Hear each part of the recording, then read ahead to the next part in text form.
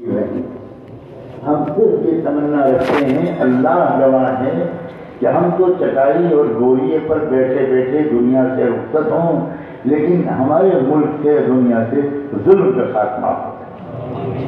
ہمیں تخت پر نہیں بیٹھنا، ہمیں سونے چاندی کے زیورات نہیں چاہیے، ہمیں ڈھیر نہیں چاہیے۔ ہنیئا لأرباب النعیم نعیمهم وللعاجز المسکین ما یتجرع۔ مالداروں کو ان کا مال، ٹھاٹ والوں کو ان کا ٹھاٹ باٹ مبارک ہو، اس عاجز و مسکین کے لیے تو دو گھونٹ پانی کا۔ ہمیں کوئی شوق نہیں ہے، نہ کسی سے نفرت ہے، نہ کسی سے بدلہ لینے کا جذبہ ہے، نہ اس ملک کے اقتدار پر قبضہ کرنے کا کوئی شوق ہے۔ ہمارا دل صرف یہ دکھتا ہے کہ کروڑوں انسانوں پر 24 گھنٹے ہمارے ملک میں ظلم ہو رہا ہے۔ انسانوں کو، کروڑوں انسانوں کو جانوروں سے بھی زیادہ ذلیل سمجھا جاتا ہے۔ کروڑوں انسان ہیں جن کو 2 وقت کی روٹی نہیں مل رہی، لاکھوں کروڑوں ہوں گے جو بھوکے سونے پر مجبور ہیں۔ اس کا درد ہمارے دل میں ہونا چاہیے۔ ہماری صرف یہ تمنا انصاف قائم ہو، چاہے کسی کے ذریعے قائم۔ ہمارے دل میں یہ بھی تمنا نہیں ہے کہ انصاف ہمارے ہی ذریعے سے قائم، نہیں، ہمارے دل کی تمنا یہ ہے کہ انصاف ملے سب کو، غریبوں کو، مزدوروں کو، کسانوں کو، مظلوموں کو، بچوں کو، کھیت میں مزدوری کرنے والوں کو، ٹھیلا چلانے والوں کو۔ ہمارے آنکھ میں آنسو آنے چاہیے غریبوں مزدوروں کی حالت زار دیکھ کر۔ ہم بے حس ہو گئے، واللہ ہم بے حس ہو گئے۔ ہم راستہ چلتے، ٹرینوں اور بسوں پر سفر کرتے، کار سے اور بائک سے سفر کرتے، راستے میں معذوروں کو دیکھتے ہیں، اپاہجوں کو دیکھتے ہیں، سڑک کے کنارے بھیک مانگنے والوں کو دیکھتے ہیں، لیکن ہمارے دل میں کوئی خاص جذبہ نہیں ابھرتا، کوئی طرف نہیں پیدا ہوتی کہ اللہ مجھے اس قابل بنا دیجیے کہ میں ان سب کی خدمت کر سکوں۔ یا اللہ یہ بھی تو آپ کے بندے ہیں، ان کی بھی تو ماں باپ ہوں گے، ان کے بھی تو بیوی بچے ہوں گے، یا اللہ ان کی ضرورتیں پوری ہوتی ہیں کہ نہیں ہوتی۔ ہمارے دل ان بلند تمناؤں سے خالی ہو گئے، اور اسی وجہ سے چھوٹی چھوٹی حقیر چیزوں پر ہم آپس میں جھگڑ رہے ہیں۔ جھگڑنا کیوں ہوتا ہے؟ جس چیز کو انسان قیمتی سمجھتا ہے اس کے حاصل کرنے پر جھگڑتا ہے۔ گاؤں کی بچیاں گائے بھینس کی گوبر پر لڑتے ہیں، بڑے بڑے شہروں کے لوگ وہ گائے بھینس کے گوبر پر لڑتے ہوئے آپ نے کبھی نہیں دیکھا۔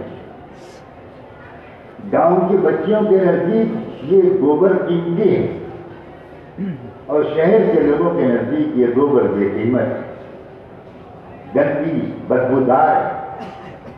اسی طرح جو لوگ اس دنیا کی حقیقت کو سمجھتے وہ اس دنیا کی حکومت پر، اس دنیا کی دولت پر، اس دنیا کے مال اسباب پر، اس دنیا کی عزت اور شہرت پر کبھی نہیں لڑتے، اس لیے کہ وہ اس کو گوبر کی طرح معمولی ہے۔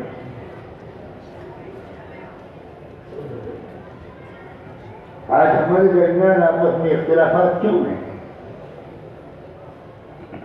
کیوں ہم 4 علماء ایک ساتھ کام نہیں کر پاتے؟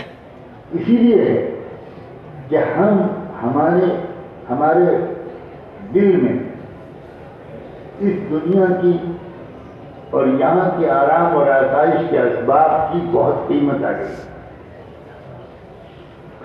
جو لوگ اس سطح سے اوپر اٹھ گئے اللہ کے توفیق سے، انہیں کبھی ان چیزوں پر جھگڑتے ہوئے آپ نہیں دیکھے، بالکل ان کی سوچ کی سطح بہت بلند ہے، بہت دور تک دیکھنے والی نظر ان کو نصیب ہو۔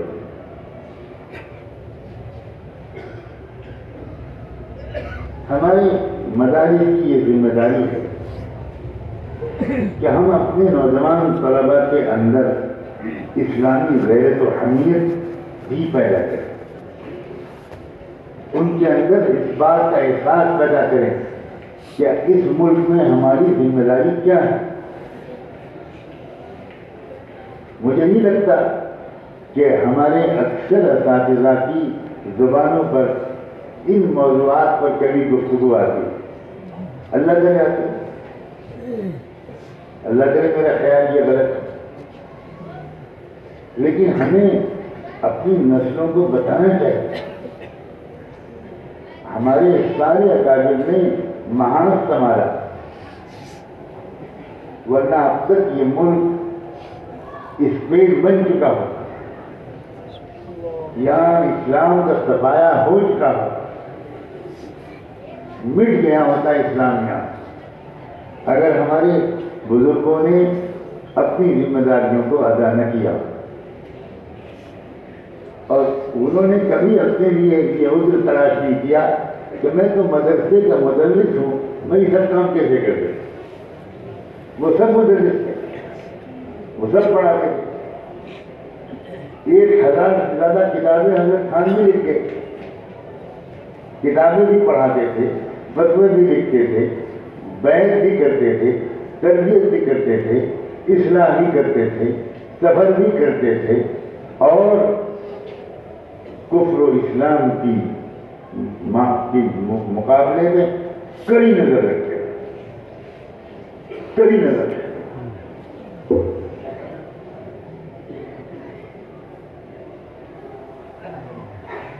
کچھ دنوں پہلے میرے ہاتھ میں ایک کتاب لگی جو میں نے پہلی بار دیکھی۔ اس کتاب کو پڑھ کر میں حیران رہ گیا۔ مجھے سچی بات یہ ہے کہ اس سلسلے کی معلومات بالکل نہیں۔ اس کتاب میں تذکرہ کیا گیا کہ حاکم الامت حضرت ارشد تھانوی رحمۃ اللہ علیہ نے ایک بار حضرت مولانا ظفر احمد عثمانی تھانوی رحمۃ اللہ علیہ سے، جو ان کے بہت خاص اور خاص لوگوں میں سے تھے، بہت بڑے عالم تھے، خانہ بہن کی خانقاہ کے اور حضرت تھانوی رحمۃ اللہ علیہ کے عاشق تھے۔ حضرت تھانوی نے ان سے کہا کہ بھائی مولوی صاحب، مجھے اب ایسا محسوس ہوتا ہے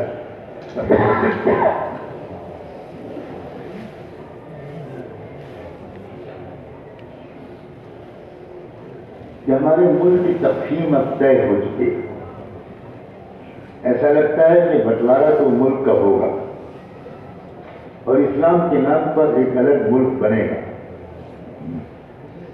اب میرے دل پر یہ تقاضا ہے کہ جو مسلم لیگ کے لیڈر ہیں جناح صاحب، ان کو سیاست تو آتی ہے لیکن دینداری ان کے اندر نہیں ہے۔ اگر ان کے اندر دینداری آ گئی تو جو ملک اسلام کے نام پر بنے گا اس کے اندر بھی اسلام آئے گا، اور اگر ان کے اندر اسلام نہ آیا تو کیا اسلام آئے؟ تو مولانا ظفر صاحب نے جواب دیا کہ حضرت آپ کے دل میں جو چیز آتی ہو آپ حکم فرمائیں، کیا کرنا چاہیے اس کے لیے؟ فرمایا میری رائے یہ ہے کہ 3 لوگ میری طرف سے نمائندہ بن کر جناح صاحب سے جا کر ملاقات کریں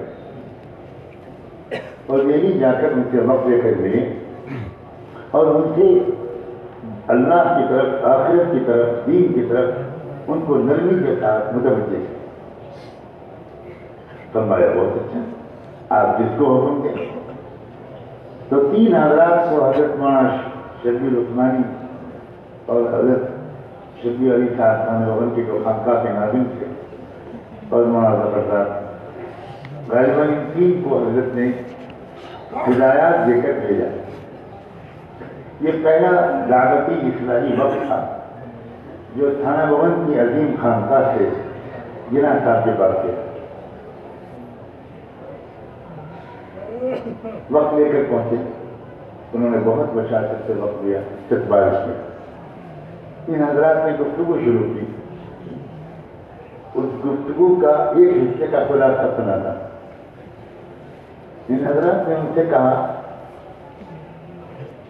کہ حضرت نے یہ پیغام دے کر آپ کو بھیجا ہے آپ کے پاس کہ آپ کے بڑے بڑے جلسے ہوتے ہیں اسلام کے نام پر، لیکن ان جلسوں میں نماز نہیں پڑھتے، یہ کیسا اسلام ہے جس کے نام پر جمع ہونے والے نماز نہیں؟ تو جواب دیا جناح صاحب نے کہ میری سمجھ میں یہ نہیں آتا کہ کون سے مسلک کی نماز پڑھواؤں۔ میرے جلسے میں آنے والے سنی بھی ہوتے ہیں، شیعہ بھی ہوتے ہیں، یہ بھی ہوتے ہیں، وہ بھی ہوتے ہیں، تو میری سمجھ میں نہیں آتا۔ تو ان حضرات نے وہ بڑے سمجھدار لوگ تھے، اس موضوع پر بحث کرنے کے بجائے انہوں نے کہا کہ ہماری رائے تو یہ ہے کہ آپ خود نماز نہیں پڑھتے تو آپ اپنے مسلک کے مطابق نماز تو پڑھیے۔ اسٹیج پر کھڑے ہو کر نماز پڑھنا شروع کر دیں گے تو ہزاروں لاکھوں لوگ نماز پڑھیں آپ کو دیکھ۔ تو اس کتاب کے مصنف نے لکھا ہے کہ مولانا ظفر احمد صاحب نے بیان فرمایا واپسی کے بعد کہ جناح صاحب نے اپنے دل پر ہاتھ رکھا، سر جھکایا اور کہا آپ بالکل ٹھیک کہتے ہیں، میں خطا کار ہوں، میں گنہگار ہوں، آج کے بعد سے آپ سے وعدہ کرتا ہوں انشاءاللہ پابندی سے نماز پڑھو۔ اللہ اکبر۔ اب یہ اللہ والوں کی توجہ، ان کی دعائیں، اور اللہ کب کس کا دل بدل دی۔ اس کے بعد لمبی اس کتاب میں بہت تفصیل ہے، بہت تفصیل۔ بار بار خانہ بہن سے وقت جاتا تھا، حضرت تھانوی کا بھیجا ہوا، بار بار وہ ان سے گفتگویں کرتا تھا، ہر گفتگو میں بات آگے بڑھتی چلی جاتی تھی، اور بہت اچھے دن گزرے ان کے زندگی کے آ رہے۔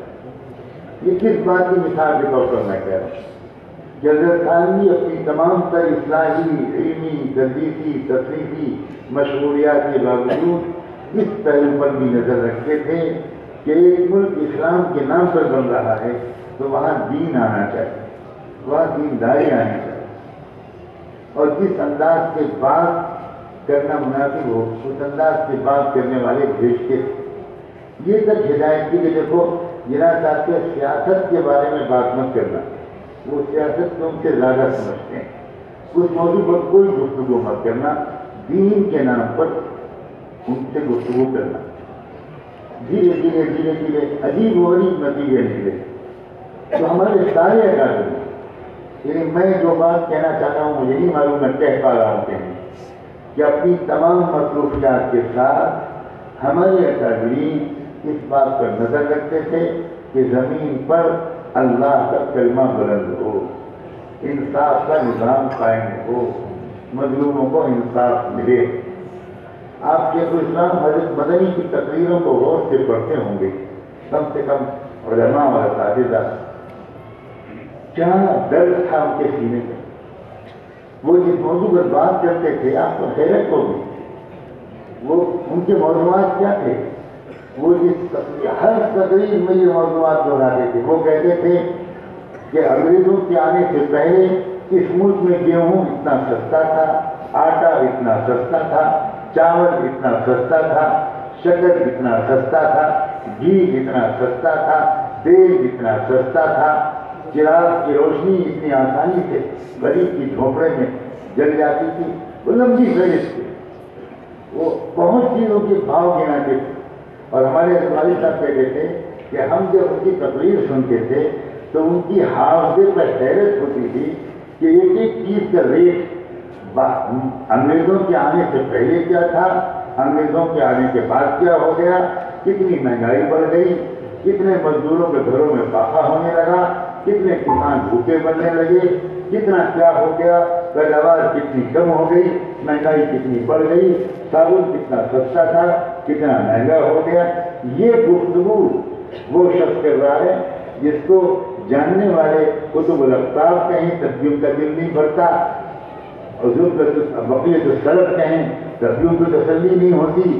وہ اللہ کے عاشق تھے، وہ اللہ کے رسول کے دیوانے تھے، ان کا مدینے میں جس طرح کا وقت گزرا تھا، روزے اطہر پر ان کی جو کیفیت 20 سال رہی اس کو دیکھنے لکھنے والے بیان کرتے ہیں کہ شاید ہی کسی کو اس دور میں اللہ کے رسول سے ایسی محبت اور عشق نصیب ہوا ہو جیسا مجھے، اور اس کے باوجود کتنے نیچی سطح پر اتر کر عوام سے گفتگو کرتے تھے کہ انگریزوں کے آنے سے پہلے صابن اتنا سستا تھا، انگریزوں کے آنے کے بعد صابن مہنگا ہو گیا، اس لیے بھائی ان انگریزوں سے چھٹکارا پانے کے لیے آزادی کی لڑائی میں حصہ لو۔ یہ وہ شخص اور ان تقریر سے فارغ ہو کر سیدھے دارالدیوبند میں وہ حدیث پڑھانے بیٹھ جاتے تھے، اور وہی اللہ کا بندہ بحث بھی کرتا تھا، توجہات بھی ڈالتا تھا، دلوں کو تڑپاتا بھی تھا، روحوں کو گرماتا بھی تھا۔ یہ تھے ہمارے گھر۔ اب دل دکھتا ہے، اللہ کرے میرا دل کا دکھنا میری بے خبری کی وجہ سے ہو کہ آج دور دور تک علماء کے اندر کسانوں کا، مزدوروں کا، غریبوں کا، مظلوموں کا، غریبوں کا درد نظر نہیں لگتا ہی نہیں کہ ہماری بھی ذمہ داری ہے، لگتا ہی نہیں کہ ہماری بھی تو رشتے داری ہے ان لوگوں سے، لگتا ہی نہیں کہ یہ بھی ہمارے بھائی ہیں۔ ہم بالکل الگ تھلگ ماحول میں رہ کر ہماری تو زبان تک الگ ہو گئی۔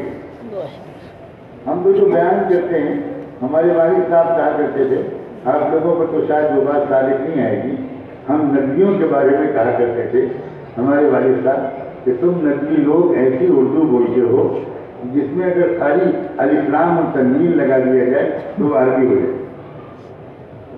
تو ہم لوگ تو ایسی زبان بولتے ہیں کہ عوام کو جو سمجھ ہی نہیں آتی، اور جہاں تک عوام کی دلچسپی کے موضوعات ہیں وہ تو ہم کبھی بولتے ہی نہیں۔ دنیا میرے بارے میں حیرت کرتی ہے کہ یہ کیسے آدمی، یہ کسانوں کے بارے میں بات کر رہے ہیں، یہ مزدوروں کے بارے میں بات کر رہے ہیں۔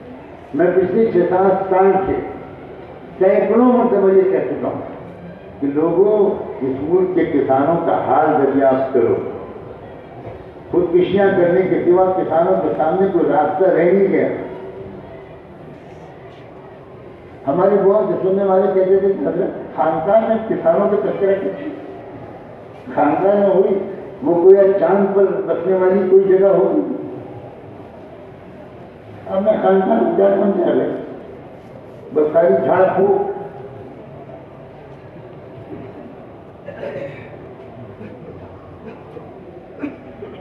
انگریزوں کے خلاف جہاد کہاں سے شروع ہوا تھا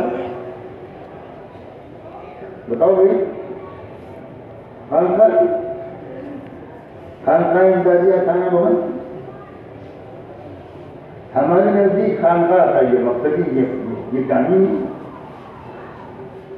ہم تو جن بھوت کو قبضے میں کرنے کی جگہ سمجھتے تھا، پورا بیان 2.5 گھنٹے کا کر لو، پھر مجمع چیختا ہوا کوئی آتا ہے اور بیان کرنے والا سمجھتا ہے کہ شاید 500 لوگوں میں اس پر اثر ہوا ہے، بڑا خوش ہوتا ہے۔ جب کار میں آ کر قریب کہتا میری بیوی 2 بجے رات کو چلانے لگتی، کوئی آصف ہے حضرت کو تعبیر لکھ دیجیے، 2.5 گھنٹے کا بیان اور آصف اور تعبیر۔ تو میں سوچتا ہوں اس سے اچھا تو یہ تھا کہ قبرستان میں بیان کروں۔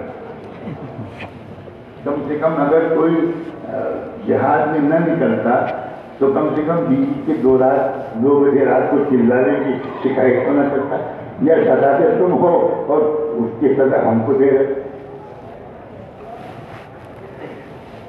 کیا سزا ہو گئی بھائی؟ میں واقعی اپنے غم کا اظہار کر رہا ہوں۔ اگر آپ کو کوئی زوردار بیان سننے کے انتظار میں بیٹھے تھے تو بہت مایوس ہو جائے، بالکل مایوس۔ یہ قوالیاں سنانے کا زمانہ نہیں۔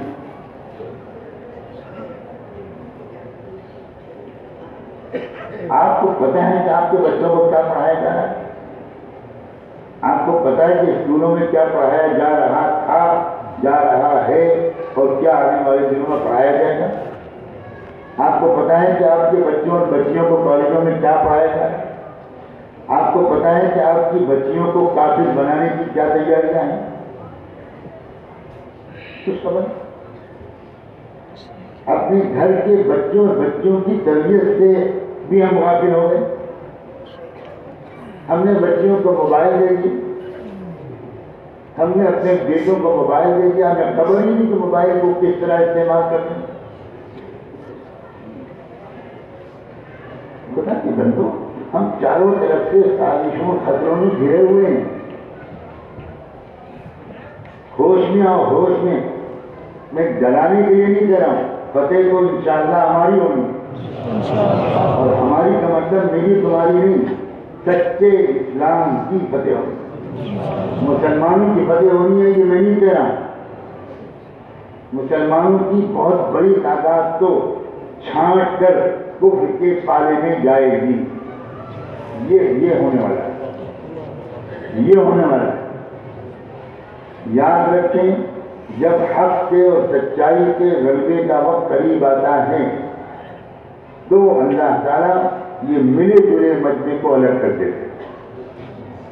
اس سے پہلے تک تو سب اصلی مسلمان اور نقلی مسلمان، اصلی مسلمان اور نقلی مسلمان، دکھاوے کے مسلمان، مومن اور منافق سب ملے جلے، کوئی پہچان نہیں ہوتا۔ لیکن جب آخری فیصلہ کن دور آتا ہے تو میں پورے یقین کے ساتھ کہہ رہا ہوں کہ چن چن کر اللہ تعالیٰ منافقوں کو، کچے لوگوں کو الگ کر دیتا ہے، اور یہ کفر کے ساتھ جا کر مل جاتا ہے۔ تھوڑے سے لوگ بچتے ہیں جو سچے ایمان والے، تقوی والے ہوتے ہیں، کردار والے ہوتے ہیں، ایمان اور عمل صالح والے، ان کی تعداد ہمیشہ سے تھوڑی ہوتی ہے، لیکن انہی تھوڑے سے لوگوں پر رکھ کر اللہ تعالیٰ اپنی مدد بھیجتے ہیں۔ یہ وقت آ گیا ہے لوگوں، یقین کرو کہ یہ وقت آ گیا ہے۔ یہ جو وقت ہوتا ہے کہ رات میں تو انسان بظاہر ایمان والا سویا اور صبح کو کافر ہو گئے، حدیث میں آتا ہے کہ نہیں آتا؟ یہ کیسے ہو گیا تھا؟ یہ چھٹائی کا وقت، دل درد سے بھر آتا ہے جب پتہ چلتا ہے ہمارے بزرگوں کے علاقوں کی لڑکیاں مرتد ہو رہی ہیں، ہمارے اکابر کانجرا، تھانہ بھون، یہاں کتنے مرتد ہو چکے، یہاں کی کتنی بچیاں اور بچے مرتد ہو چکے، اور ہمارے کانوں پر جونی نہیں۔ ہم خطرے کو محسوس ہی نہیں کرتے۔ خطرے کو محسوس نہ کرنے کی علامتیں بہت ہیں۔ اگر خطرے کو محسوس کر رہے ہوتے تو شادیوں پر پیسہ ہم خرچ نہ کر رہے، ہم فضول خرچیاں نہ کر رہے۔ ہم خطرے کو محسوس کر رہے ہوتے تو جہاں دو آدمی آپس میں بات کرتے وہ خطرے ہی کے بارے میں بات کرتے۔ جن لوگوں کے اوپر کوئی خطرہ منڈلا رہا ہو وہ اس وقت آپس میں بات کرتے ہیں کہ میچ میں کتنا اسکور بنا۔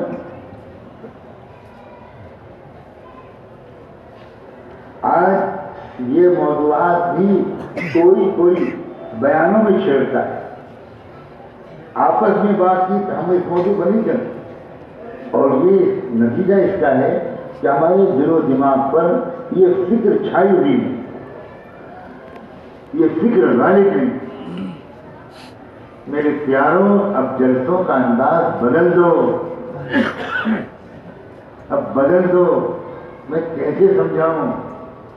آج بھی ہمارے یہاں مجمع کو جمع کرنے کے لیے کئی لوگ تلاوت کرتے ہیں، پھر کئی لوگ نعتیں پڑھتے ہیں، بہت دیر تک قوالیاں جاری رہتی ہیں۔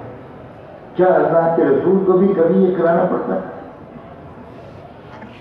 کیا برابر ہمارے علماء سوچتے کیوں نہیں؟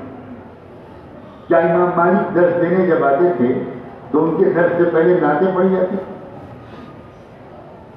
میں ناجائز نہیں کہہ رہا ہوں، میری بات کو سمجھو۔ جو کسی بڑی فکر اور سوچ میں لوگ مبتلا ہوتے ہیں ان کا انداز دوسرا۔ کہیں آگ لگی ہوئی ہو اور وہاں غزل گانے لگے تو لوگ پاگل خانے بھیجتے ہیں۔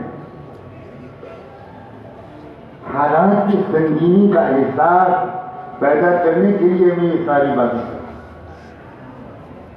پوری میری گفتگو اسی کے ارد گرد گھوم رہی ہے۔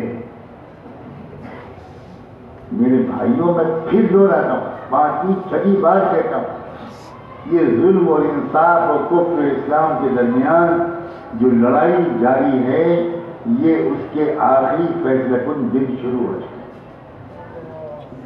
بہت سی علامتیں اس کی جو احادیث میں آئی تھیں وہ سامنے آ گئی۔ اس وقت ہر شخص کو فکر مند ہونا چاہیے، ہر مرد کو ہی نہیں ہر عورت کو بھی فکر مند ہونا چاہیے، ہر جوان ہی کو نہیں ہر بوڑھے کو بھی فکر مند ہونا چاہیے، اور اس کے لیے غور سے سننا چاہیے ہمارے ان لوگوں کی باتیں جو مسلسل اس موضوع پر بات کرتے ہیں۔